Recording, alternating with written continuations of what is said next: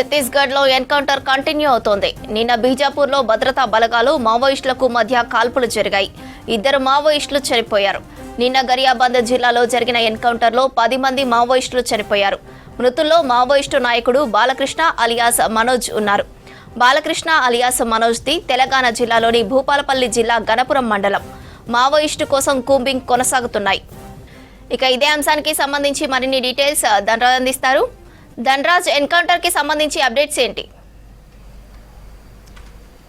శ్రవంతి, ఛత్తీస్గఢ్ రాష్ట్రంలోని బీజాపూర్లోను మరోవైపున చూసినట్టయితే గరియాబాద్ జిల్లాలోను పోలీసుల సెర్చ్ ఆపరేషన్ కొనసాగుతూనే ఉంది. యాంటీ నక్సల్ సంబంధించినటువంటి టీం, ఎస్టీఎఫ్ సంబంధించినటువంటి పోలీసు బలగాలు, అదేవిధంగా కోబ్రా బలగాలతో పాటుగాను మొత్తం రిజర్వ్ గార్డ్కు సంబంధించినటువంటి పోలీసులు, సిఆర్పిఎఫ్ సంబంధించినటువంటి పోలీసు బలగాలు కూడా పెద్ద ఎత్తున ఈ గరియాబాద్ జిల్లాలోని మోయిన్పూర్ అడవిలోను, మరోవైపున చూసినట్టయితే బీజాపూర్లోను కూడా పెద్ద ఎత్తున సెర్చ్ ఆపరేషన్ కూంబింగ్ కొనసాగుతుంది. అయితే నిన్న చూసినట్టయితే కూడా ఈ కూంబింగ్ ఆపరేషన్లో చూసినట్టయితే 10 మంది నక్సల్స్ చనిపోవడం, దానిలో ప్రధానంగా చూసినట్టయితే సెంట్రల్ కమిటీకి చెందినటువంటి మోదెం బాలకృష్ణ అలియాస్ మనోజ్ కూడా చనిపోయారు. అతను భూపాలపల్లి జిల్లాకు చెందినటువంటి వ్యక్తి కావడం, దాంతోపాటు సుదీర్ఘకాలంగా కూడా మావోయిస్టు పార్టీలో పనిచేసినటువంటి బాలకృష్ణ మరణం తర్వాత కూడా మావోయిస్టు పార్టీకి కూడా చాలా వరకు తీరని లోటే అని చెప్పొచ్చు. ఈ మధ్య కాలంలో చూసినట్టయితే కూడా చాలా 3-4 నెలల కాలంలో చూసినట్లయితే కూడా పార్టీకి పెద్ద ఎత్తున కూడా పార్టీ చెందినటువంటి చీఫ్ అయినటువంటి నంబాల కేశవరావు కావచ్చు, అదేవిధంగా గాజర్ల రవి, దాంతోపాటుగాను చలపతి, ఇప్పుడు మోడెం బాలకృష్ణ కూడా వరుసగా సెంట్రల్ కమిటీకి చెందినటువంటి మెంబర్లు మొత్తం పార్టీ కోల్పోవడంతో కూడా పార్టీ చాలా వరకు దిక్కుతోచని స్థితిలో పడింది. చాలా వరకు ఈ ఛత్తీస్గఢ్ రాష్ట్రంలో చాలా వరకు పార్టీ నిర్బంధాన్ని కూడా ఎదుర్కొంటుంది.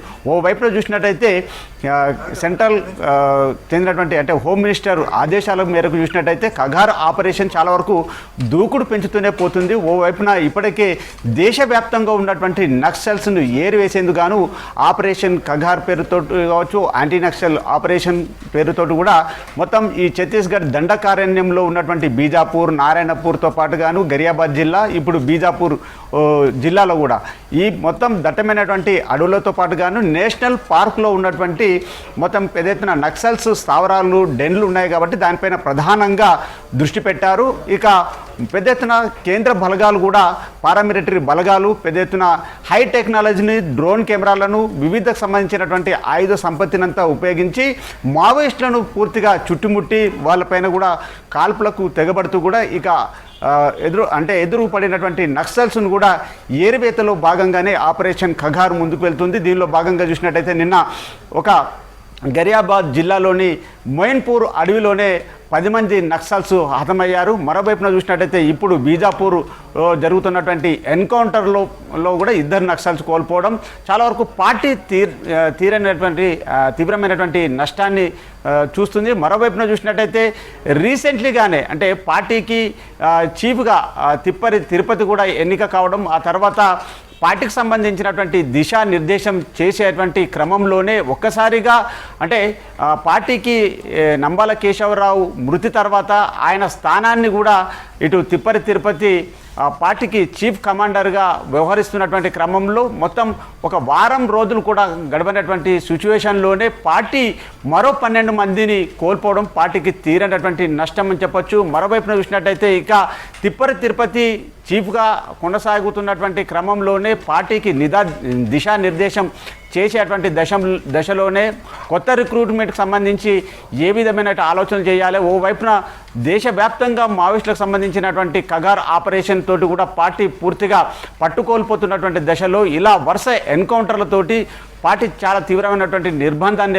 ఎదుర్కొంటుంది. మరోవైపున చూసినట్టయితే మావోయిస్టు పార్టీ చూసినట్టయితే కేంద్ర ప్రభుత్వానికి ఇక్కడ ఉన్నటువంటి అక్కడ ఛత్తీస్గఢ్ రాష్ట్ర ప్రభుత్వానికి కూడా సుదీర్ఘమైనటువంటి లేఖలు రాస్తున్నారు. ఏదైతే కాల్పులకు సంబంధించినటువంటి విరమణ కొనసాగించాలి అని కూడా చెప్పినటువంటి దశలలో కూడా కేంద్ర రాష్ట్ర ప్రభుత్వాలు పూర్తిగా వారి యొక్క విన్నపను కూడా ఖాతరు చేయకుండానే ఇక ఆపరేషన్ కగార్ పేరుతో కూడా దూకుడు పెంచుతూ ఉంది. అదేవిధంగా మొత్తం ఈ ఏప్రిల్ అంటే 2026 ఏప్రిల్ లోగా కూడా మావోయిస్టులను పూర్తిగా ఏరివేస్తామని ఇప్పటికే కేంద్ర హోంశాఖ ప్రకటించినటువంటి క్రమంలో ఇక మరి ఈ ఛత్తీస్గఢ్ దండకారణ్యంలో ఉన్నటువంటి పెద్ద ఎత్తున నక్సల్ సంబంధించినటువంటి స్థావరాలపైననే ప్రధానంగా దృష్టి పెట్టారు. మరోవైపున ఈ ఏదైతే నేషనల్ సంబంధించినటువంటి పార్క్ ఉందో దాంట్లో దట్టమైనటువంటి అడవులతో పాటుగాను బీజాపూర్, నారాయణపూర్తో పాటుగాను ఇప్పుడు గరియాబాద్ జిల్లా, దాంతోపాటు ఈ బీజాపూర్లో కూడా చాలా వరకు అక్కడ ఉన్నటువంటి జిల్లా ఎస్పీ జితేంద్ర యాదవ్ కూడా ఘటనా స్థలానికి చేరుకున్నారు.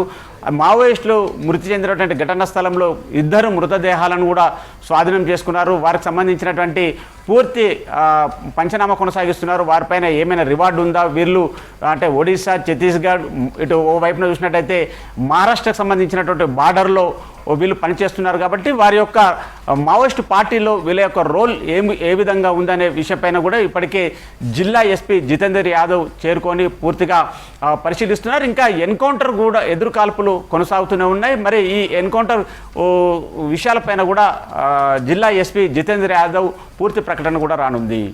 శ్రవంతి.